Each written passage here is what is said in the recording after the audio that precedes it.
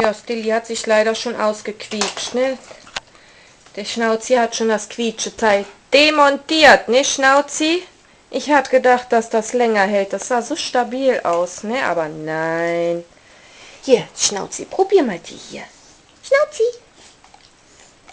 Ja, probier mal die Gongknochen. Hä? Wie nee? Wie nee? Komm mal her. Ja, auch was nicht quietscht, kann mal schön zum Spielen sein. Ja, ne? Ja, du holst jetzt erstmal die Innereien raus, ne? Kleine Stella Moon. Hä? Mausi? Hm? Schnauzi Bambauzi. Ja, was ist los, Galli? Ja, das Bettchen habe ich jetzt auf die Eckbank geräumt, ne? Bevor der Schnauzi das nämlich rausschleppt und auch zerreißt, ne? Ja, muss alles in Sicherheit gebracht werden, ne? Guck mal hier, Schnauzi.